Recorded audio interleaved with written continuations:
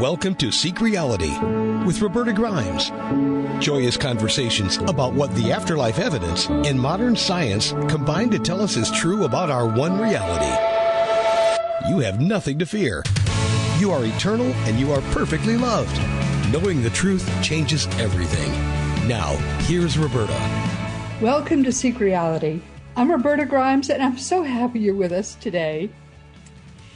Who among us might ever have imagined, or might even now imagine, that almost a quarter of the way through the 21st century, still the leaders of the mainstream scientific community would be so completely clueless about some of the most basic facts concerning our reality? Well, and what is worse, who might imagine that they still would be insisting that they do know the truth when clearly they do not know the truth?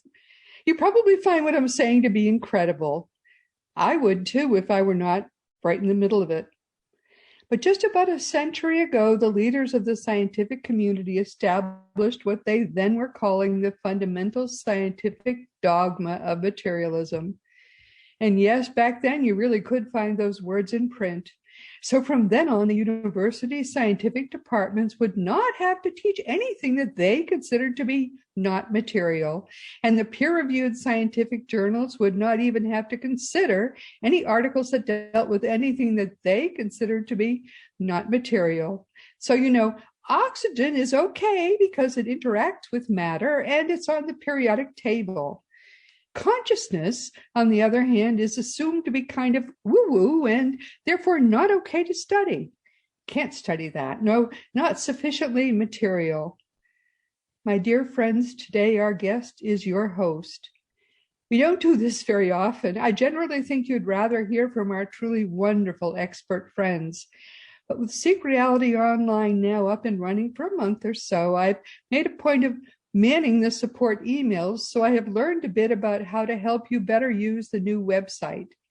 But first, I'd like to share with you a bit of history, because it is flat astonishing that in the 21st century, too many people still don't know that living eternally is our universal birthright. 100 years ago, mainstream science foolishly turned itself into a belief system, like a religion. A belief system?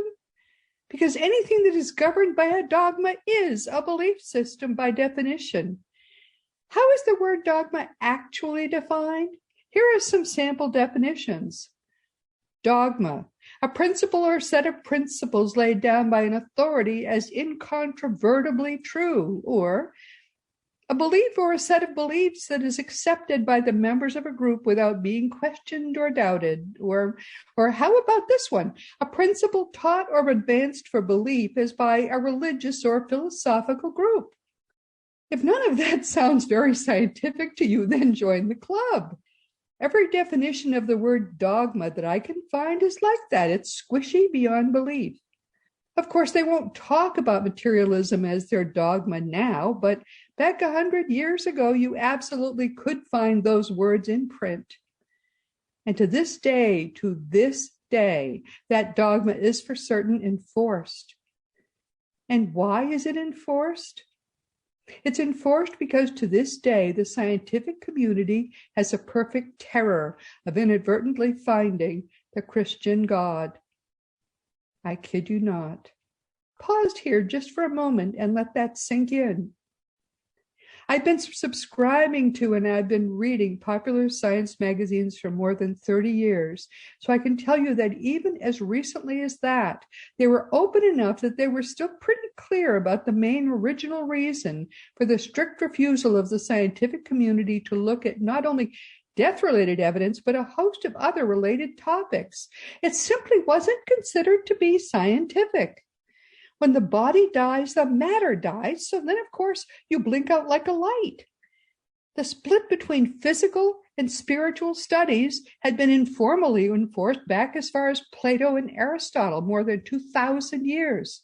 But it was only at the start of the 20th century when we began to get good communications from the dead through physical and deep trance mediums that the scientific gatekeepers, that's the university departments and the peer-reviewed journals, decided that that split had to be enforced.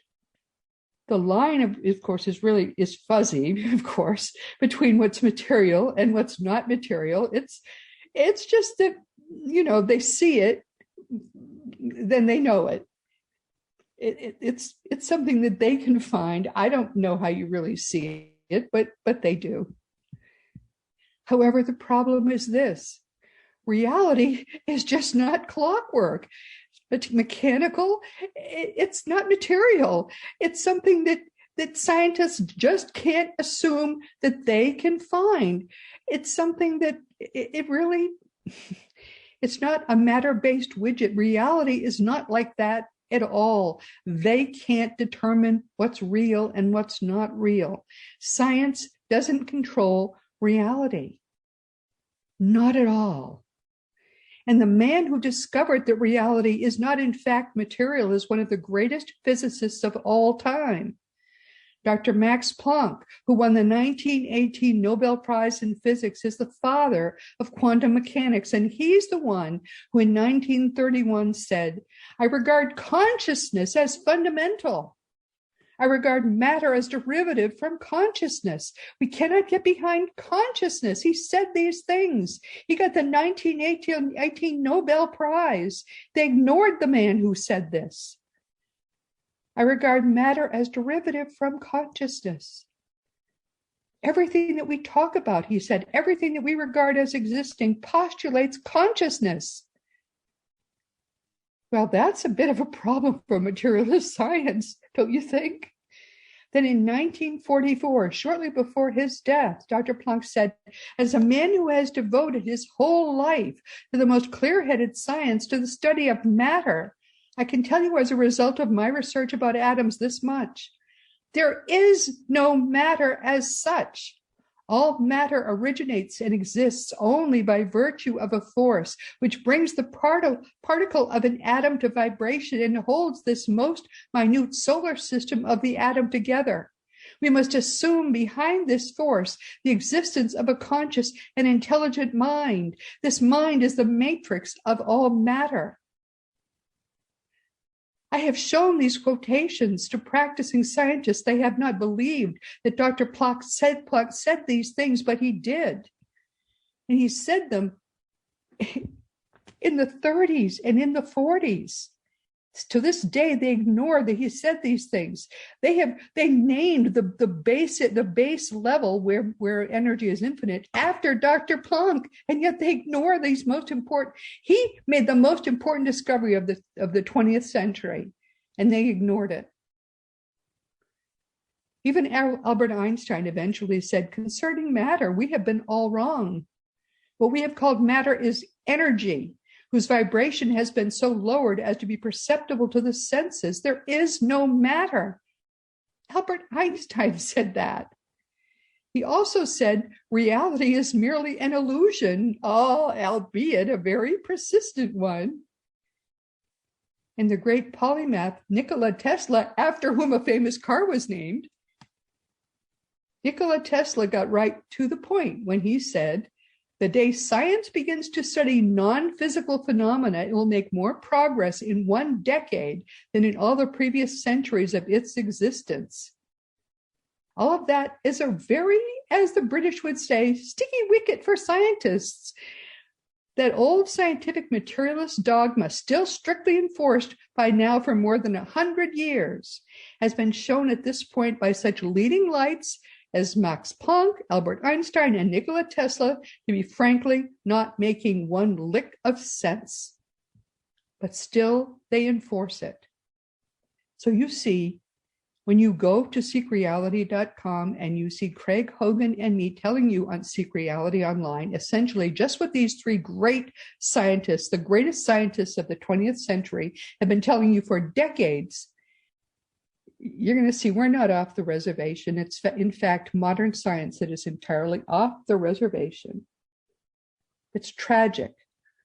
But these scientists don't have the status of the 3 greatest scientists of the 20th century, so they can't do the things, they can't say the things that we, who don't care about the scientific gatekeepers, we can tell you what these 3 greatest scientists were telling you decades and decades ago.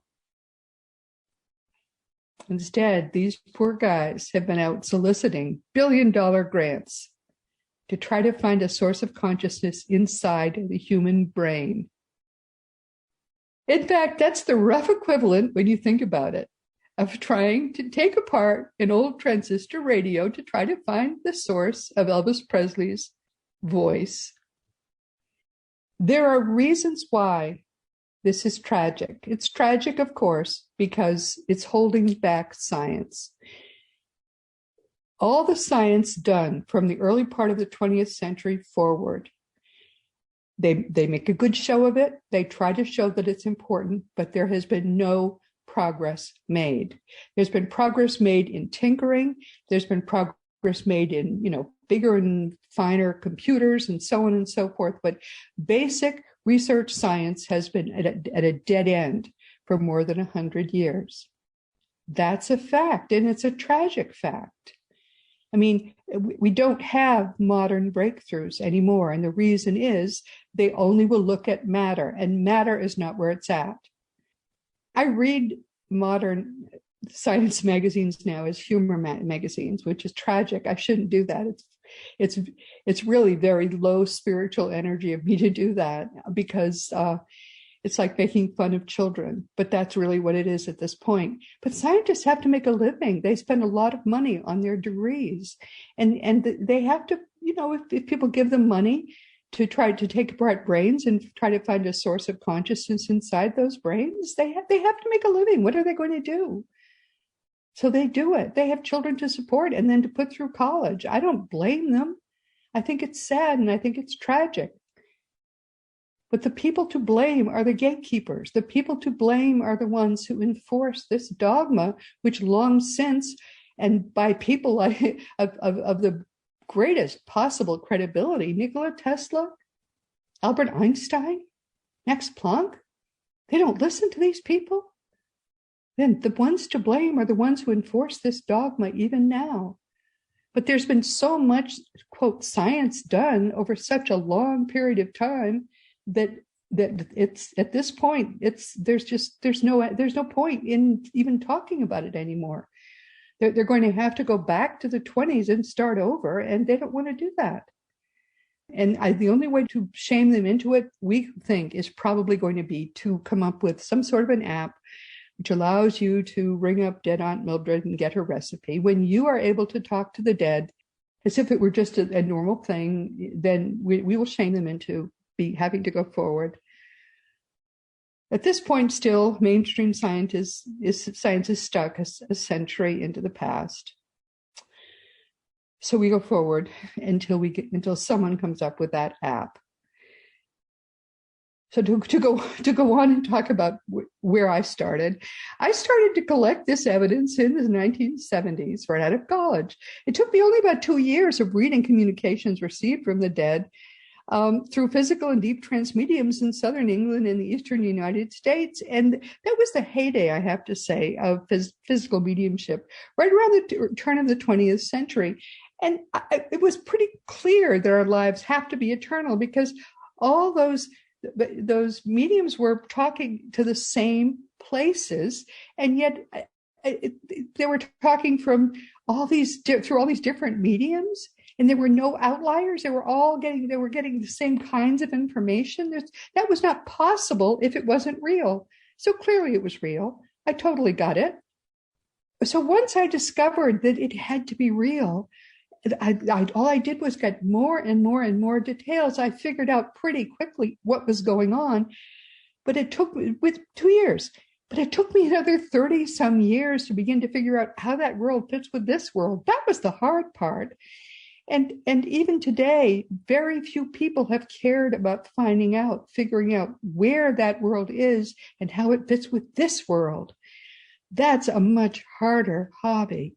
And it wasn't until the summer of 2008 that I actually met someone else who shared that hobby. And that's when Dr. R. Craig Hogan published his first version of Your Eternal Self.